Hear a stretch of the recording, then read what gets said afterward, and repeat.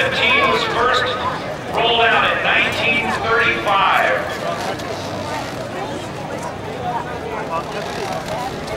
July 28th of that year, and was known by Boeing at that point as the Model 299. It looked a lot different from that, but it developed into, as I mentioned, one of over 12,000 B-17s built.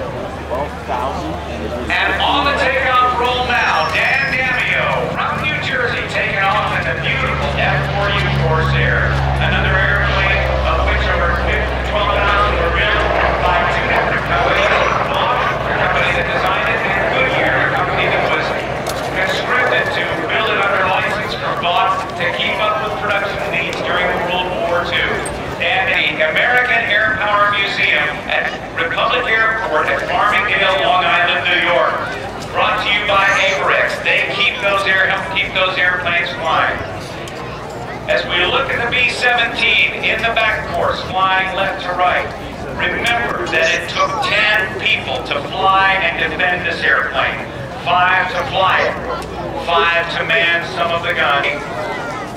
On their way to targets in Europe, be it Romania or Germany, to knock down from the right. Take a look at this beautiful F4U Corsair, the bent wing bird, headed home to New Jersey.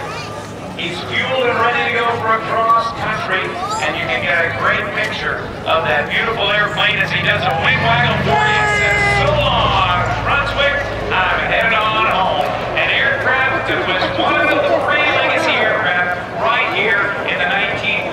We don't want to go home today anyway. American, British, and Canadian. Now, ladies and gentlemen, as we come in from the right, let me share something with you that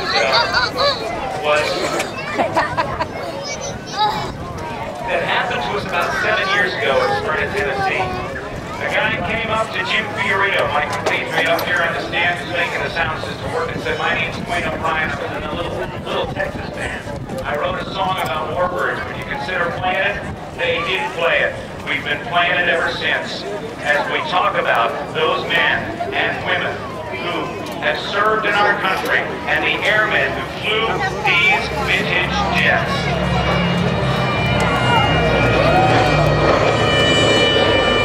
The aircraft that flies by today is representing the common bond of the commitment to liberty that was paid for with the blood and sweat and very lives of the men who flew them. The airplane you see flying today represents those who have fought in the sky to defend our freedom. Some of them still in their teens flew airplanes like the Mustang, the Thunderbolt, or the Lightning, the Mitchell, the Flying Fortress, or the Liberator, many going into combat with fewer than 200 hours of flight time.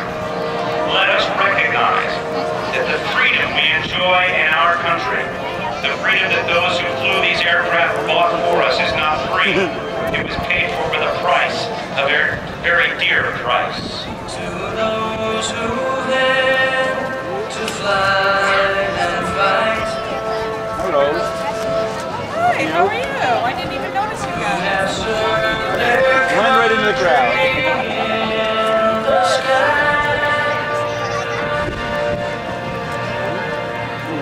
With a grateful heart and watchful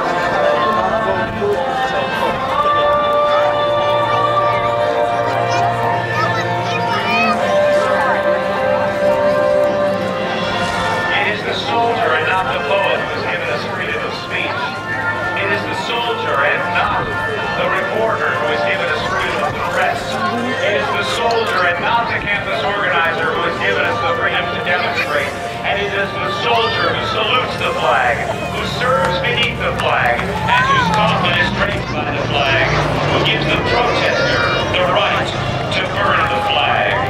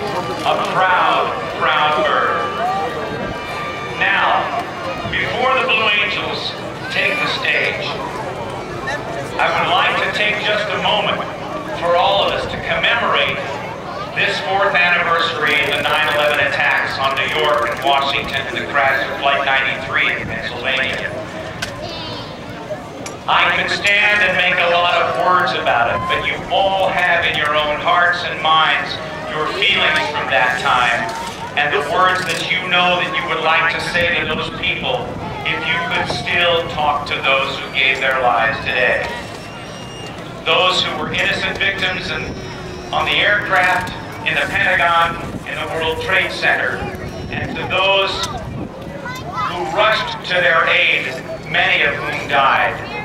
I would like, if you will please, I would like you all to remove your caps, observe a moment of silence as we play taps in their memory.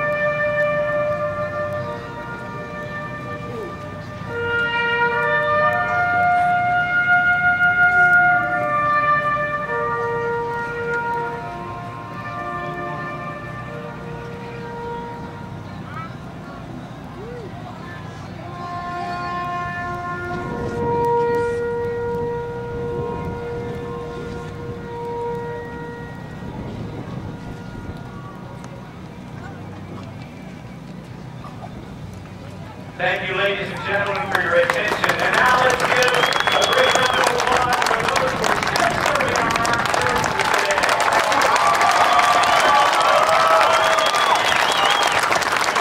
Pulls out.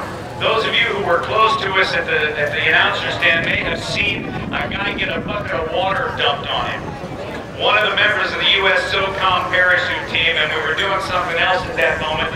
Let me just say that the gentleman who brought in the American flag this afternoon with the U.S. SOCOM parachute team, Lieutenant Colonel Andy Birch, U.S. Army, Special Forces Green Beret from Fayetteville, North Carolina, with 1,200 free fall parachute jumps, did his last jump with the team.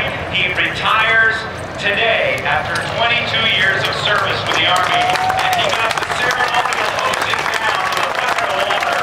So, Lieutenant Colonel Birch, we thank you for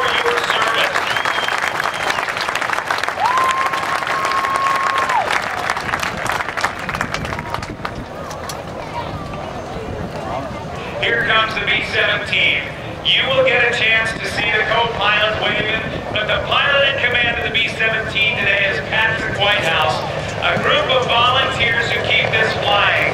Among them, the wife, the widow of Colonel Robert Morgan, the pilot of the Memphis Belle, that actually flew those 25 missions over Europe during World War II. They're waving. Give them a wave, everybody.